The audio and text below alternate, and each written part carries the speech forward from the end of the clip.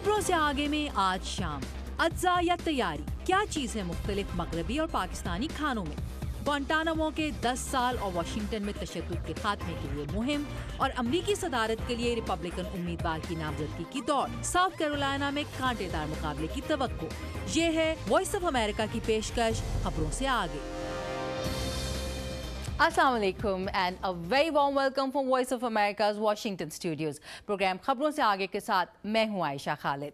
वैसे तो पाकिस्तान और मगरबी दुनिया के दरमियान सकाफती सतह पर कई कंट्रास्ट देखे जा सकते हैं, लेकिन एक फ़र्क ऐसा है जिसका ताल्लुक देखने से ज़्यादा चखने से है। जी हाँ, बिल्कुल, ये फ़र्क है इन सकाफतों के रवायती खानों का। मगरिब और हमारे पाकिस्तानी खानों में आखिर बुनियादी फ़र्क हैं क्या, ये जानने के लिए रज़ा नकवी एक रवायती फ्रेंच और एक देसी या पाकिस्तानी रेस्टोरेंट गए और इन दोनों के हेड शेफ से बात की। आइए देखते हैं।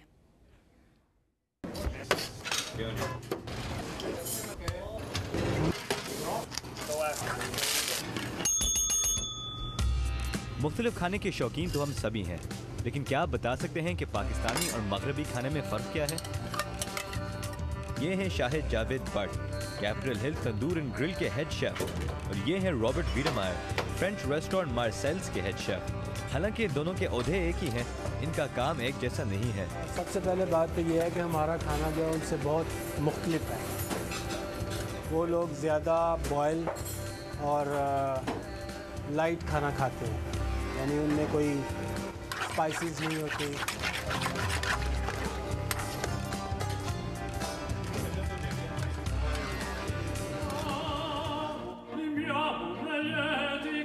Well, this is a duck breast, a Margate duck.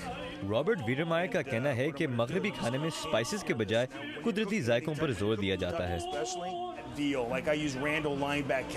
हम असल गोश्त का जायका निकालना चाहते हैं और मसाले सिर्फ उस जायके को इन्हेंस करने के लिए इस्तेमाल करते हैं।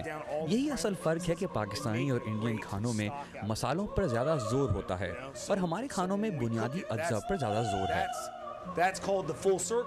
हालांकि दोनों रॉबर्ट और बट साहब खाना पकाने के माहिर हैं, इनकी माहिरत मुख्तलिफ है। जदीद मगरबी खाने में और पाकिस्तानी और इंडियन खाने में कुछ बुनियादी फ़र्क है। जहां पाकिस्तानी खाने में मसाले बहुत इस्तेमाल किए जाते हैं, मगरबी खाने में आमतौर पर सिर्फ नमक और काली मिर्च डाली जाती है। सूजन पिंकर्ट जॉर्जटाउन यूनिवर्सिटी की प्रोफेसर हैं, जिनकी किताब a revolution in taste French खाने के बारे में कुछ दिलचस्प बातों की निशानदेही करती है। यूनानियों और रोमन्स की तरह 17वीं सदी में यूरोप में लोग मसालेदार और मीठे खाने खाते थे।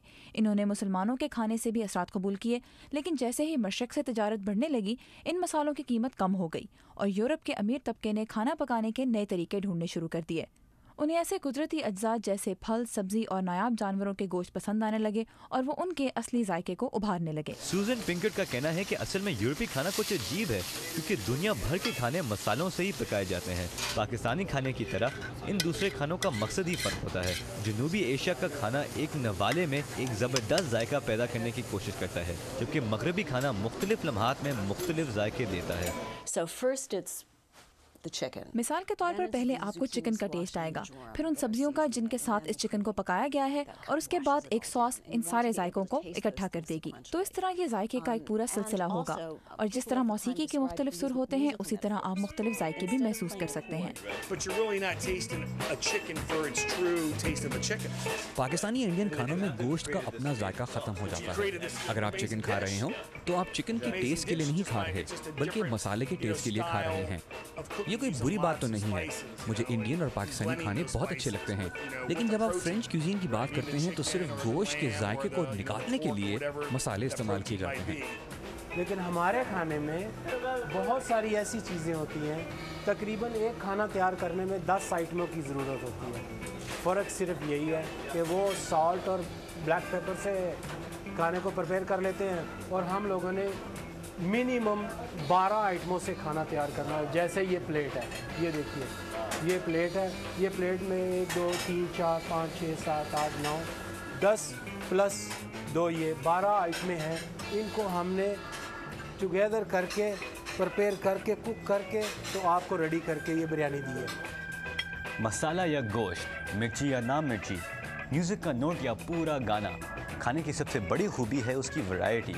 चाहे फ्रेंच पेपर स्टेक खा रहे हों या एक चटपटी चिकन कढ़ाई, हर इलाके का खाने का अपना मज़ा है।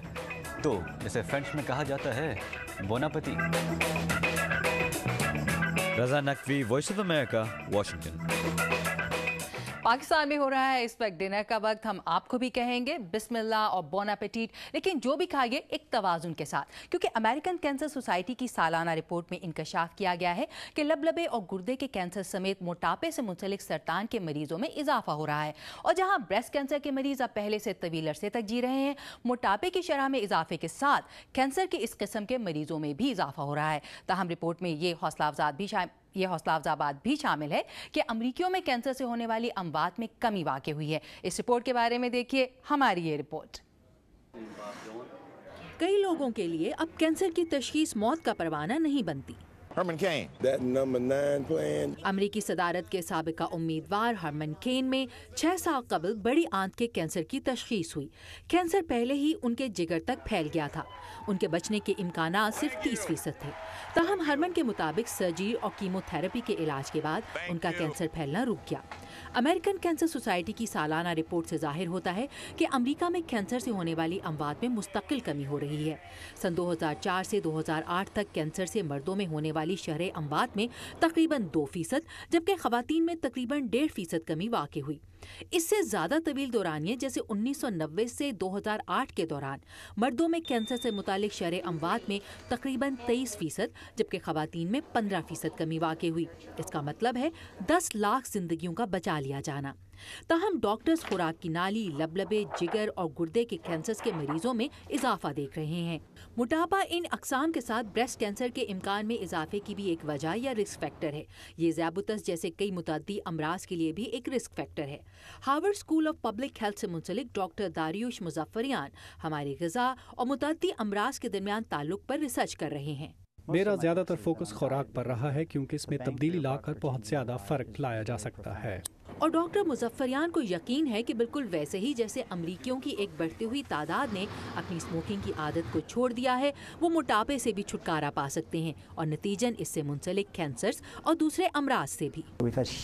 इस मुल्क में तकरीबन 40 सालों में सिगरेट नोशों की शरह 55% से कम होकर 25% रह गई है। तकरीबन 50 साल से अमरीकी हुकूमत सिगरेट नोशी की हौसला शिकनी के लिए पॉलिसीज पर काम करती रही है। इन पॉलिसीज में एजुकेशन कैंपेन्स, तंबाकू की मसनूआत पर टैक्सेस में इजाफा और 18 साल से कम उम्र अमरीकियों को ये मसनूआत फरोख्त करने के खिलाफ कवानीन मौजूद हैं। कैंसर सोसाइटी की नई रिपोर्ट के मुताबिक लंग कैंसर से मुंसलिक अमवात में कमी कैंसर की तमाम अकसाम से होने वाली अमवात में कुल कमी के 40% के लिए जिम्मेदार है। डॉक्टर मुजफ्फरियान कहते हैं कि सेहत आमा के ऑफिशियल्स को मोटापे का शिकार हो सकने वाले अफराद को उनकी ग़िज़ा को बेहतर बनाने में मदद देने के लिए एंटी स्मोकिंग कैंपेन का एक मॉडल के तौर पर इस्तेमाल करना चाहिए।